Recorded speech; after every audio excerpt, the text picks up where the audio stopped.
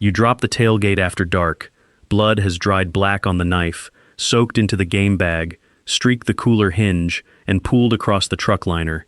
Beside it sits the pale skull meant for a European mount. 5 messes, 1 brown bottle.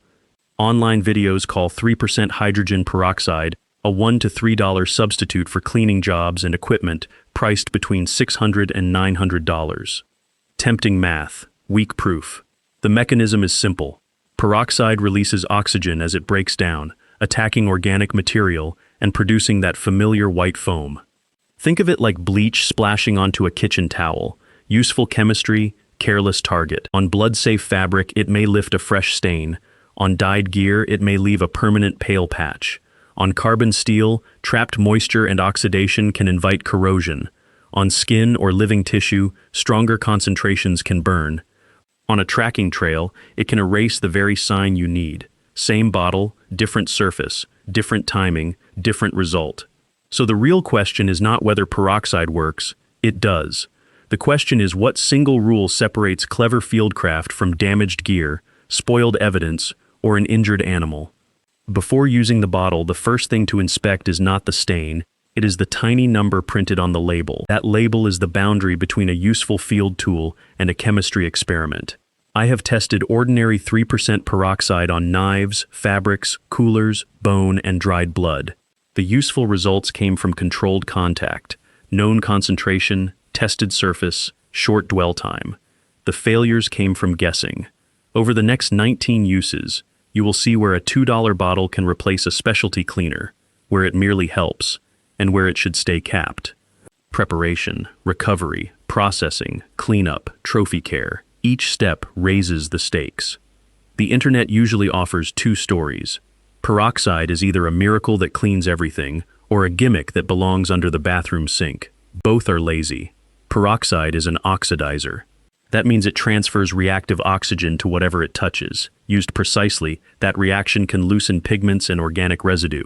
Used carelessly, it can alter the surface underneath. Think of sandpaper from your toolbox.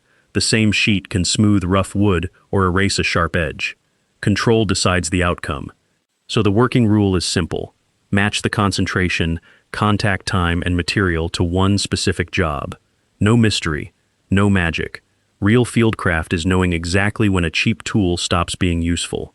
Thing 1 begins with the mistake that turns a mild household product into an entirely different chemical. Before brand, check the label. A brown pharmacy bottle marked 3% is the product used in every limited cleaning and whitening example ahead. Hair developer, food-grade peroxide, and industrial concentrate may share the same chemical name, but they are not substitutes. Concentration tells you how much reactive peroxide is in the liquid. Raising it makes bleaching faster, burns more severe, and damage to fabric, finishes, eyes, and skin less forgiving. Like turning a garden hose into a pressure washer, the job sounds similar while the force changes completely. Buy clearly labeled 3% household peroxide. Keep it in its original container, away from children, heat, and drink bottles. Same name, different concentration, completely different risk. And that is only the first checkpoint. Even the correct concentration may be nearly useless if it has spent too long in the wrong container. That brown bottle is part of the chemistry. Hydrogen peroxide breaks into water and oxygen. Light and heat accelerate that decomposition. Think of sunlight fading a dashboard receipt. The paper remains while the useful information disappears. Pour peroxide into a clear field sprayer, leave it in a warm truck, and you may carry something close to plain water. The liquid still looks normal. Its oxidizing power does not, and that was not even the biggest surprise.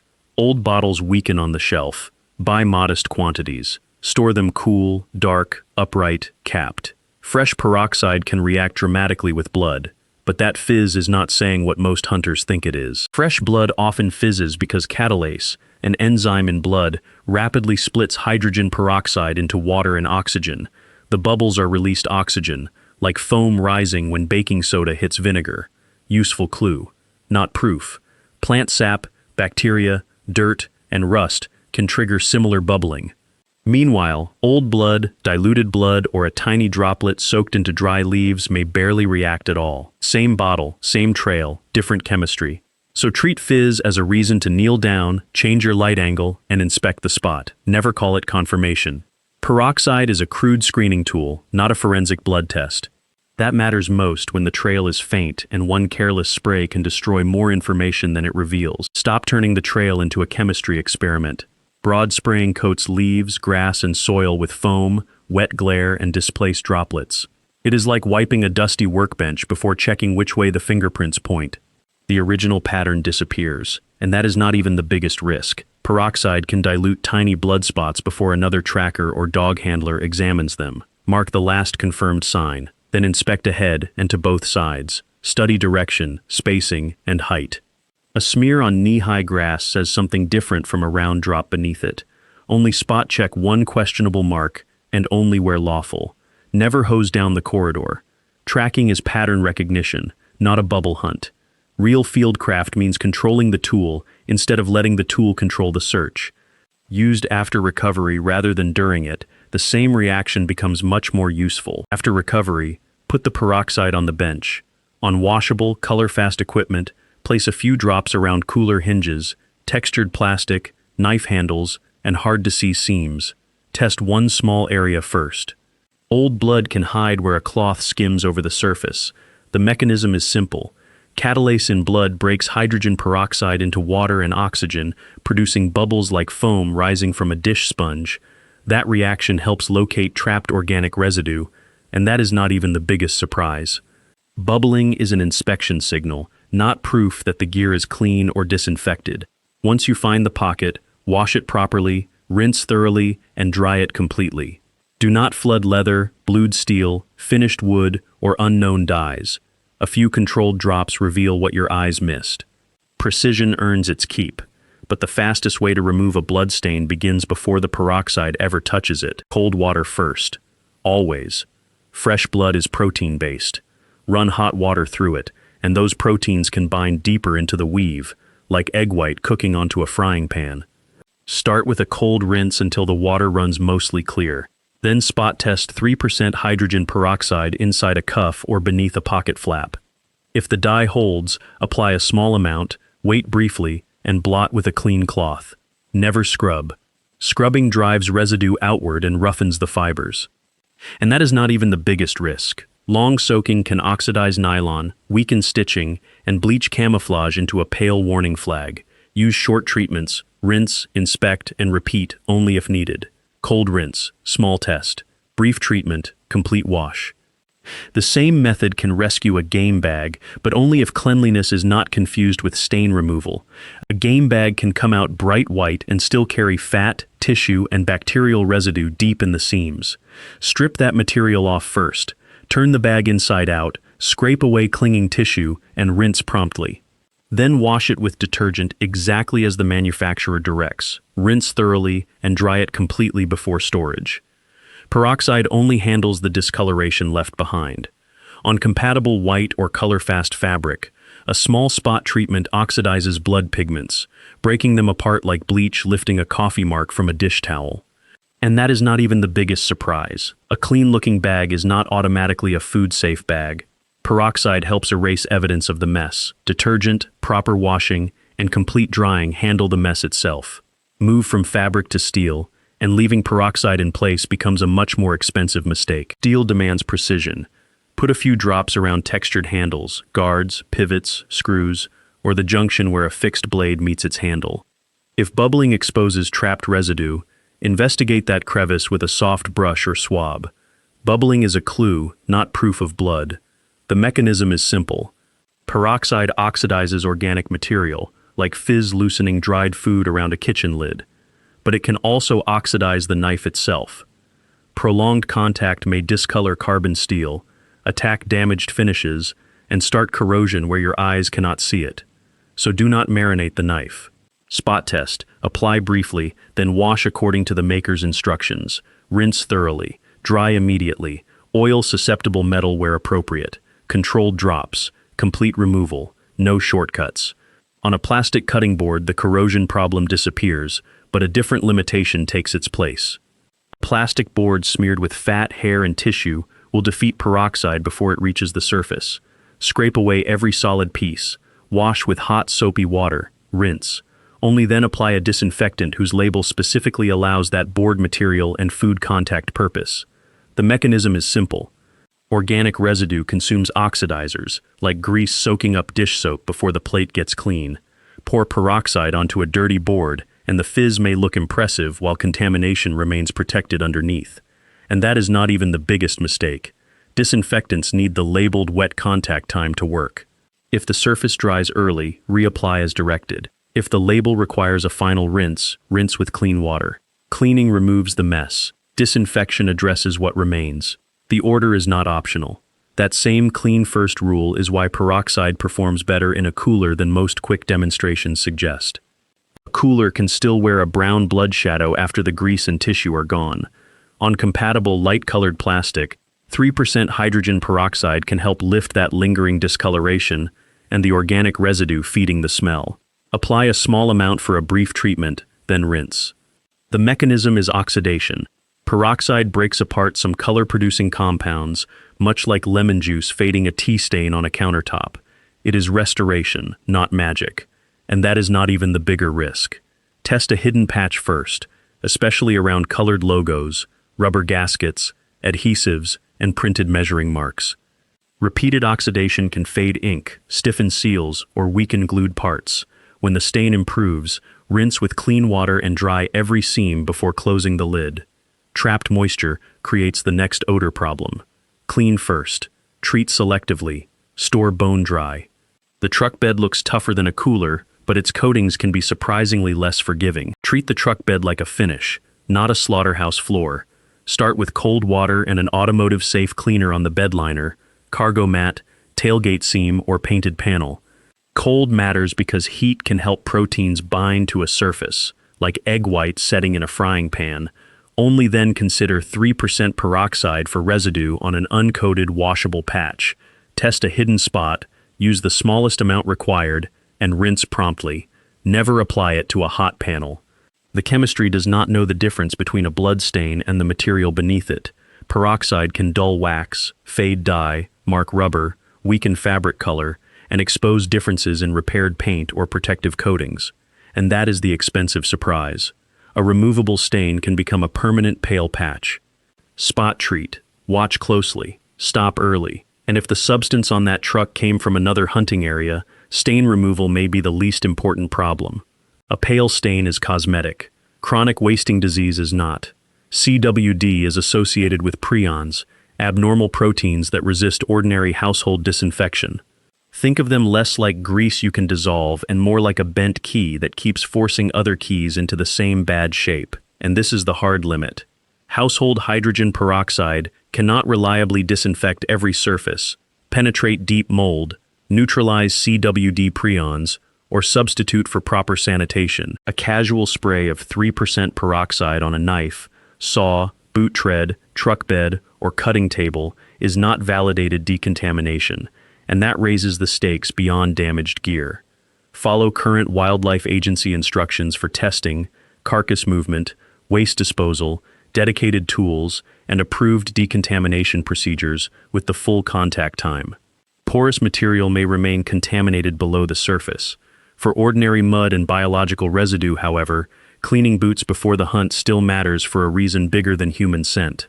Your boot tread is a moving seed tray, packed with mud, weed seeds, fungal spores, fecal residue, and biological fragments. Drive to another property, and you may carry the first woodlot into the second. Start dry. Pry out packed tread, scrub with a stiff brush, then rinse with water. Physical removal does most of the work.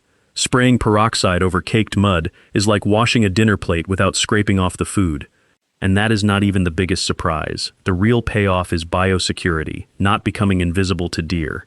If the boot material and product label permit peroxide, use it only after cleaning, at the labeled concentration and contact time.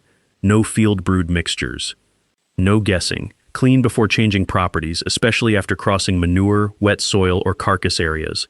Good fieldcraft means knowing what a simple tool cannot replace. That raises the claim hunters hear most often: can peroxide actually erase human scent? Peroxide can oxidize some odor-producing compounds already sitting on a compatible, washable surface. That reaction changes the molecules, like cutting a key so it no longer fits the lock. Useful, limited. Your body immediately replaces what was removed. Every breath, bead of sweat, strand of hair, skin oil, and bacterial byproduct adds fresh scent. Spray a glove at the truck, then touch the steering wheel, bow grip, and rangefinder. Contamination returns before you reach the stand. And that is not even the biggest limitation. A clean jacket cannot rescue a bad approach. Wind direction, rising thermals, clean clothing, and disciplined handling usually beat any bottle on the shelf. Never mist peroxide onto your skin, lungs, optics, leather, firearm, or broad areas of technical fabric.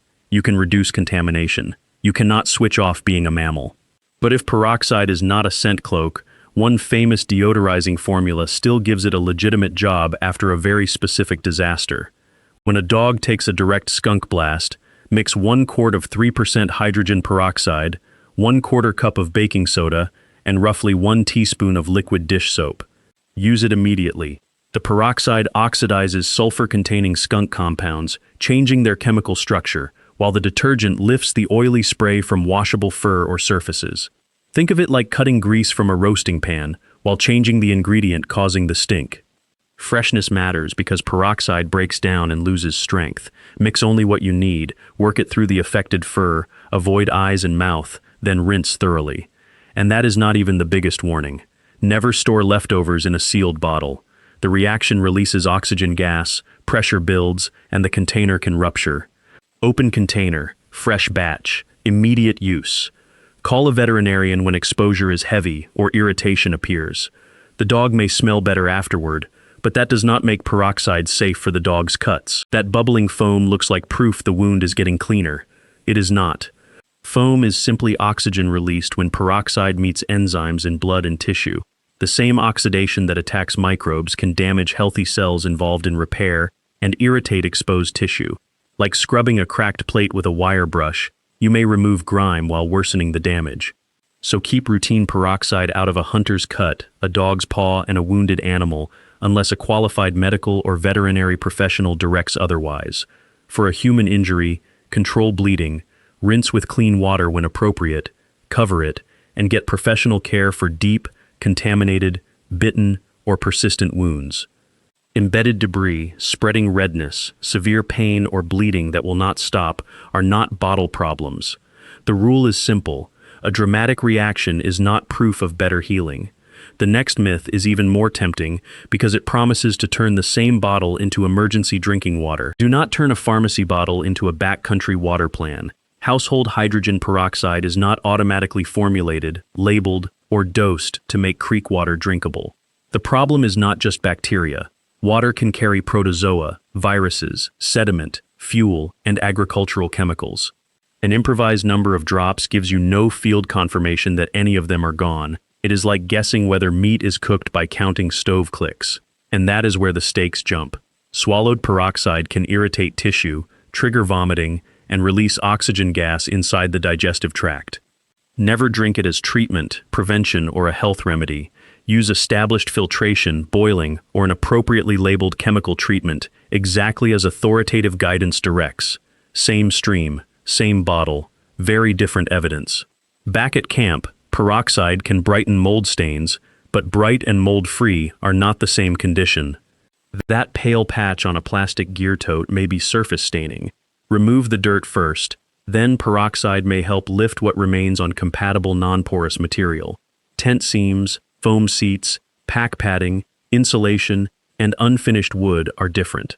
Their pores can hold moisture and fungal growth below the visible face. Bleaching the top is like painting over rust on a truck fender. The color changes. The damage keeps working underneath. And that is not even the biggest risk. Recurring growth means the leak, condensation, or damp storage cycle is still active. Fix that source before cleaning anything.